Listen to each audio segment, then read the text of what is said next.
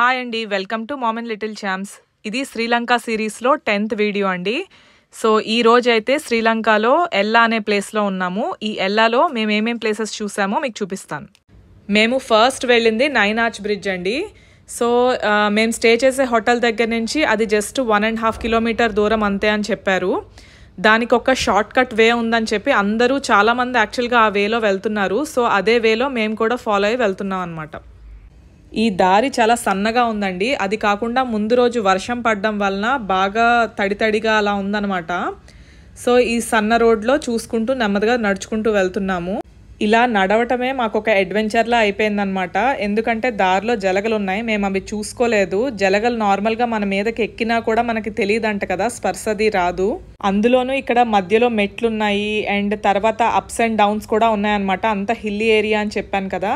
కాసేపు కిందకి నడవడం, కాసేపు పైకి ఎక్కడం, ఒక్కొక్క దగ్గర ఇలా మెట్లు కూడా లేవు, చూసుకుని నడవాల్సి వచ్చేది. మధ్యలో మేము చెక్ చేసుకుంటే కాళ్ళకి జలగలు ఉన్నాయన్నమాట.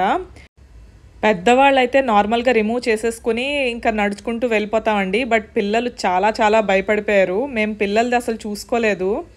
జలగుందని మాది మేము చెక్ చేసేసుకున్న తర్వాత పిల్లలు వాళ్ళు ఏం కంప్లైంట్ చేయకపోయేసరికి మేము అంత చూడలేదన్నమాట. మనకెంతసేపు ఎక్స్పోజ్డ్ ఏరియానే కనిపిస్తుందండి. మన కాళ్ళకి అది మనకి కనిపించే ఏరియా వరకు మనకి ఏదైనా కనిపిస్తే అప్పుడు అక్కడ జలగేదైనా ఉంటే రిమూవ్ చేసుకుంటున్నాం. కానీ లోపలికి కూడా చెప్పులు లోపలికి వెళ్ళిపోయి అలాగా కాళ్ళు ఫోల్డింగ్స్ ఉంటాయి కదా వేళ్ళ దగ్గర, ఆ ఫోల్డింగ్స్ దగ్గర అట్లా వెళ్ళిపోయినాయి. అది మేము చాలాసేపు తర్వాత చూసాము. 9 ఆర్చ్ బ్రిడ్జ్ ఫాస్ట్గానే వచ్చేసిందండి. ఆల్మోస్ట్ దగ్గరికి వచ్చాం, కనిపిస్తుంది కదా. ఇక్కడి నుంచి కూడా చాలామంది ఫొటోస్ దిగుతారు. ఇక్కడ చిన్న చిన్నగా టేబుల్స్ లాగా వేసేసి ఉంచారు. మేము ఇక్కడ కూర్చోపెట్టి పిల్లలకి చెక్ చేసాం, జలగలవి ఎక్కడెక్కడ ఉన్నాయని చెప్పి చెక్ చేసాము. అప్పటికి వాళ్ళు వేసుకున్న చెప్పులు ఇంకా వాళ్ళ ప్యాంట్ దగ్గర ఆ కార్నర్స్ దగ్గర అట్లా కొన్ని చూసాము. అయినా కూడా మాకు కనిపించలేదన్నమాట. బాగా చిన్న చిన్న జలగలు ఇక్కడ మీకు కనిపిస్తుంది కదా. ఇది ఆల్రెడీ బ్లడ్ అంతా తీసుకున్న తర్వాత జలగ అనమాట అది. సో హోటల్లో స్టార్ట్ అయినప్పుడు చాలా ఎక్సైట్మెంట్తో స్టార్ట్ అయ్యామండి. 9 ఆర్చ్ బ్రిడ్జ్ చూద్దాము అలా అని చెప్పేసి. కాకపోతే ఇక్కడికి వచ్చిన తర్వాత ఎక్సైట్మెంట్ అంతా పోయింది. బాగా భయపడిపోయారు పిల్లలు. మేము వచ్చే దారిలో కొంతమందే కాదండి, చాలామంది వచ్చారు. అండ్ ఇక్కడ చూసారా జనం ఎంతమంది ఉన్నారో. వీళ్ళల్లో చాలామంది మళ్ళీ అదే వేలో వెనక్కి వెళ్ళారు. దీన్ని వాళ్ళు ఎలా ఫేస్ చేశారో నాకు తెలియలేదు. సో ఇంకా 9 ఆర్చ్ బ్రిడ్జ్కి వచ్చేస్తే 9 ఆర్చ్ బ్రిడ్జ్ని బ్రిడ్జ్ ఇన్ ద స్కై అని కూడా అంటారంటండి. ఇది చాలా old railway construction. Colonial era engineering వాడి దీన్ని తయారు చేశారంట. దీని మీద ఇప్పటికీ ట్రైన్స్ వెళ్తున్నాయని చెప్పి దీనికి ట్రైన్ టైమింగ్స్ కూడా కొన్ని ఉన్నాయండి. యూజువల్గా అక్కడ పక్కన రాసి ఉంచారు 9:30 మార్నింగ్ 9:30, 11:30, మధ్యాహ్నం మళ్ళీ 3:30, 4:30, 5:30 అని చెప్పారు. బట్ మేము ఇక్కడ ఉన్న టైంలోనే ఒక ట్రైన్ వచ్చింది. అందరూ ఇంకా ట్రైన్ వచ్చింది అంటే వాళ్ళు ఒక సిగ్నల్, ఒక సౌండ్ చేస్తారు. సో అందరూ ట్రాక్ నుంచి పక్కకు వెళ్ళిపోతారనమాట. అందరూ ఫోన్స్ తోటి దాన్ని క్యాప్చర్ చేసుకోవడానికి రెడీగా ఉంటారు. సైడ్ నించుని ఉంటారనమాట. ఈ సైడ్స్ ఉన్నాయి కదా, అక్కడ నించోడి లేదంటే దాని మీద కూర్చొని అలా ఉంటారు. బట్ వెనకాలంతా పెద్ద లోయ, సో చూసుకుని కూర్చుంటే. ట్రైన్స్ కూడా దీని మీద వెళ్ళేటప్పుడు చాలా స్లోగా వెళ్తాయి. సో పక్కన నించున్నా కూడా ఏమి అవ్వదు, అదైతే ప్రాబ్లం లేదు. ఈ పక్కన చూసారా ఎంత డీప్గా ఫుల్ చెట్లు అన్నీ ఉన్నాయన్నమాట. వీళ్ళు ట్రైన్ టైమింగ్స్ అయితే పెట్టారు కానీ ఈ టైమింగ్స్లోనే ట్రైన్ వస్తుంది అలా ఏం లేదండి. మధ్యలో కూడా కొన్ని ట్రైన్స్ వస్తున్నాయి. మేమున్న టైంలో ఇందాక మీకు చూపించిన వీడియో ఉంది కదా, దాంట్లో ఆ ట్రైన్ వచ్చింది. అది ఆగకుండా వెళ్ళిపోయింది అనమాట, స్లోగా వెళ్ళింది. దీని తర్వాత ఇంకొక ట్రైన్ వచ్చింది, అది ఆగి వెళ్ళింది. అది కూడా మీకు చూపిస్తాను నేను. ఇక్కడ చాలా మంది ట్రైన్ ట్రాక్స్ మీదే ఫొటోస్ దిగుతున్నారండి. మీకు కావాలనుకుంటే అలా ఫొటోస్ దిగొచ్చు. బట్ 9 ఆర్చ్ బ్రిడ్జ్ అనేది సైడ్ నుంచి ఆ ఆర్చెస్ కనిపిస్తాయన్నమాట. సో అవి కావాలి అని అనుకుంటే సైడ్ నుంచి ఫొటోస్ దిగొచ్చు. కొంచెం లైట్గా కిందకి వెళ్ళి దిగాల్సి వస్తుంది ఆ ఫొటోస్. మాకు ముందు జరిగిన లీచెస్ ఎక్స్పీరియన్స్ వలన పిల్లలు అస్సలు మూడ్లో లేరు, ఫొటోస్ దిగే ఇదుల్లో వాళ్ళు లేరు. అప్పటికి ఏంటంటే ఆ లీచ్ స్కిన్లో బైట్ చేసిన తర్వాత చాలాసేపు బ్లడ్ అలా ఫ్లో అవుతూనే ఉందండి కంటిన్యూస్గా. దాన్ని స్టాప్ చేయడానికి చాలా టైం పట్టింది మాకు. సో టిష్యూస్ అన్నీ పెట్టి గట్టిగా ప్రెస్ చేసి అలా చేయాల్సి వచ్చింది. నార్మల్గా ఇలాంటి ప్లేసెస్కి అంటే మేము లీచ్ ఉంటుంది అని మేము అసలు ఎక్స్పెక్ట్ కూడా చేయలేదు. బట్ మీకు ముందే తెలిస్తే లీచ్ సాక్స్ ఉంటాయంట, అలాంటివి వేసుకుంటారంట. అదర్వైజ్ నిమ్మకాయ ఉంటుంది కదా, నిమ్మకాయ స్కిన్కి అప్లై చేసుకుంటే లీచెస్ పట్టవంట. ఇలా ఇవన్నీ తర్వాత లీచ్ గురించి ఒక చిన్న పిహెచ్డియే చేసేసాం రూమ్కి వెళ్ళిన తర్వాత. ఇవన్నీ మాకు తర్వాత తెలిసినాయి. అంతేకాకుండా ఒకవేళ లీచ్ పట్టేస్తే అది వదలడానికి చాలా లాగాల్సి వస్తుంది. దాని బదులు దాని మీద సాల్ట్ వాటర్ వేసేస్తే అది ఆటోమేటిక్గా ఫాలో ఆఫ్ అయిపోతుందంట. ఆ రోజుకి మా డిస్కషన్ అంతా ఇదేనండి. బట్ ఈ ప్లేస్ అయితే చూడడానికి చాలా బాగుంది, తప్పకుండా విజిట్ చేయాల్సిన ప్లేసే.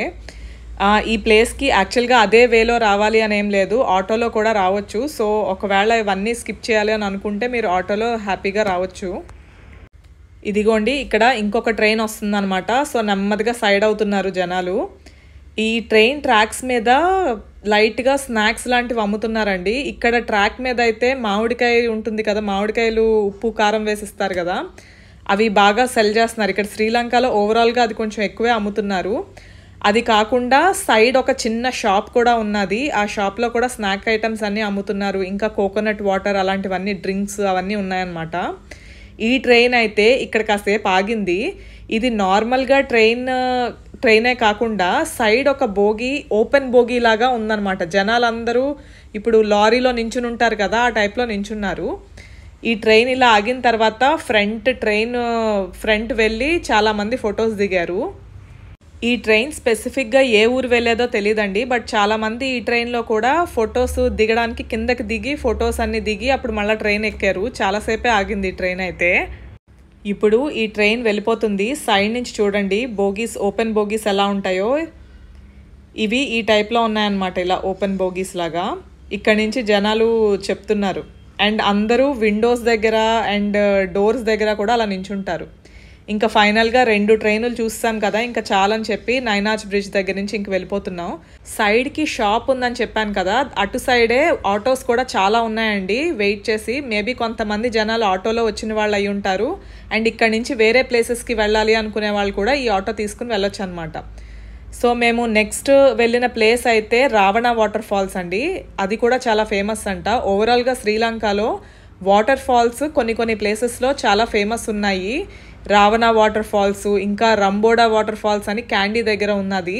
సో అన్ని వాటర్ ఫాల్స్ సేమ్ అంటే చూడడానికి ఏముంటుందని చెప్పి మేము ఒకటి పెట్టుకున్నాము, అది ఇక్కడే పెట్టుకున్నాం అనమాట, రావణ వాటర్ ఫాల్స్ అని. వెళ్ళే దారి అయితే ఒక్కొక్క దగ్గర బాగానే ఉంది కానీ కొన్ని చోట్ల చాలా సన్నగా ఉందన్నమాట వే అంతా కూడా. సో కార్ పడుతుందా లేదా అనే దానికి నాకు డౌట్ అనిపించింది. సో ఇక్కడ నాకు కార్స్ అయితే పెద్దగా కనిపించలేదు, అందరూ ఆటో మీద ట్రావెల్ చేస్తున్నారు. చాలామంది ఆటో రెంట్కి తీసేసుకున్నారు. కొంచెం ఎక్కువ మెంబర్స్ ఉన్నారు అని అనుకున్నప్పుడు ఒకళ్ళు డ్రైవ్ చేసి మిగిలిన వాళ్ళందరూ వెనకాల కూర్చునేలా పెట్టుకున్నారనమాట. వెళ్ళే దారంతా ఒక కొండ దిగుతున్నట్టు ఇలా రౌండ్స్ కింద అలాగా అండ్ డౌన్ వెళ్ళి ఆ టైప్లో ఉన్నదన్నమాట వే అంతా కూడా. ఇక్కడ ఎన్ని ప్లేసెస్కి వెళ్ళినా కొండలు దిగుతున్నట్టు కొండలు ఎక్కుతున్నట్టే ఉన్నదండి.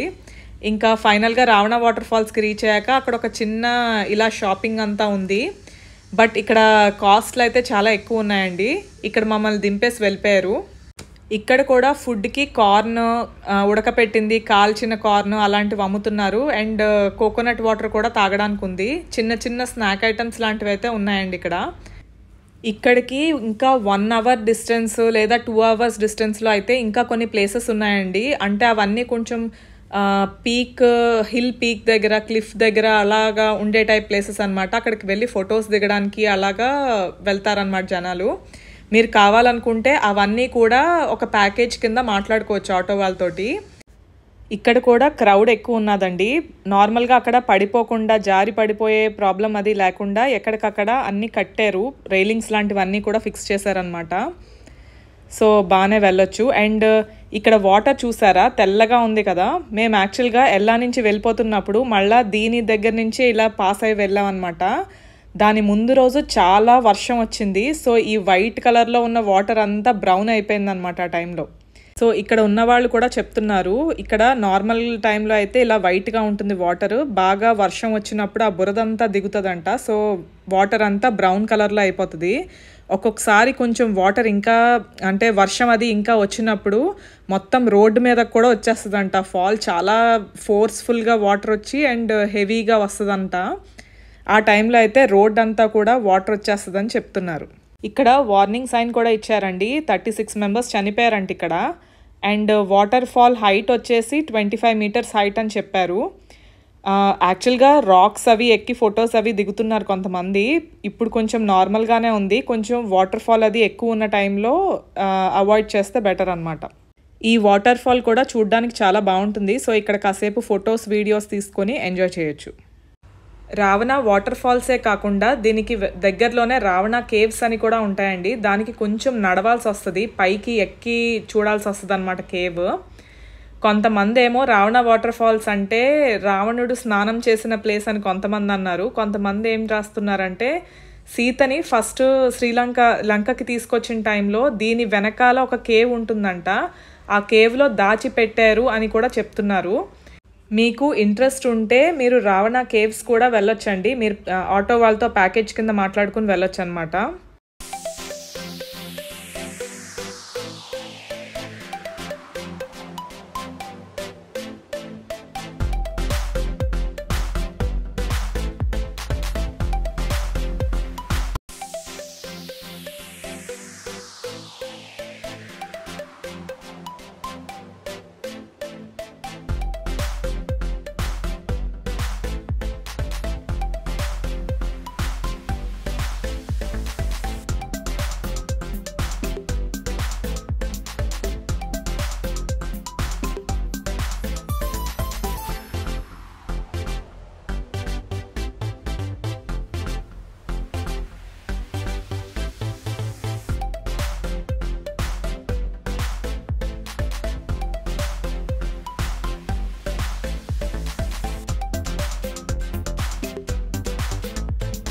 ఇక్కడతో రావణ వాటర్ ఫాల్స్ అయిపోయిందండి. ఇది అయిన తర్వాత ఇక్కడ యాక్చువల్లీ ఆటోస్ కొంచెం తక్కువ ఉన్నాయి, బస్సెస్ ఫ్రీక్వెంట్గా వెళ్తున్నాయి.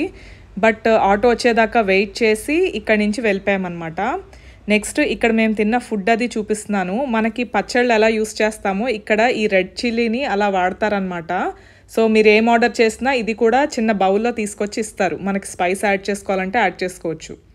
యూట్యూబ్లో ఎల్లాకి సంబంధించిన కొన్ని వీడియోస్లో బనానా చాక్లెట్ రోటీ అనేది చాలా బాగుంటుందని చెప్పి నేను చూశాను. సరే అది ట్రై చేద్దామని చెప్పి ఆర్డర్ చేసాం. మాకైతే అంతగా నచ్చలేదు. శ్రీలంకలో ఉన్నంత వరకు మేము చాలా ఫ్రీక్వెంట్గా తిన్న ఫుడ్ అయితే ఇదేనండి, fried rice and fried noodles. ఇది కొత్తు పరాటా అనమాట. నార్మల్ కర్రీస్ కంటే ఈ ఫుడ్ అయితే మనకి కావాల్సిన స్పైస్ లెవెల్స్లో చేసిస్తారు, అప్పటికప్పుడు చేసేది కాబట్టి. ఇంకా ఎల్లా అయిపోయిన తర్వాత మా నెక్స్ట్ స్టాప్ గాల్ అనమాట.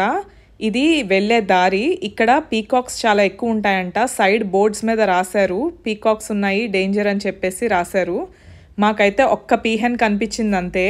శ్రీలంకకి ఎంజాయ్ చేయడానికి కొంతమంది హాలిడేకి అట్లా వస్తారు కదా, వాళ్ళు చాలామంది వేరే ప్లేసెస్కి వెళ్లకుండా ఈ బీచ్ సైడే స్పెసిఫిక్గా వచ్చి వెళ్ళిపోతూ ఉంటారండి. సో మేము వెళ్ళే ప్లేస్లో కూడా బీచెస్ చాలా ఉంటాయి. గాల్, మిర్సా, ఉన్నవాటున ఈ ప్లేసెస్, ఇంకా కొన్ని 2-3 ఉన్నాయి, బెంటోటా అలాగా. సో వీటిలో ఏంటంటే కొన్ని యాక్టివిటీస్, వాటర్కి సంబంధించిన యాక్టివిటీస్ ఇలాంటివన్నీ ఉంటాయి.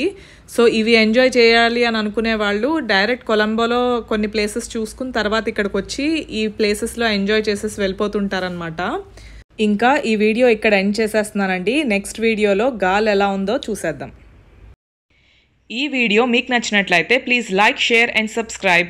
నోటిఫికేషన్స్ కోసం పక్కనే ఉన్న బెల్ సింబల్ క్లిక్ చేయండి. Thank you so much for watching and next వీడియోలో మళ్ళీ కలుద్దాం.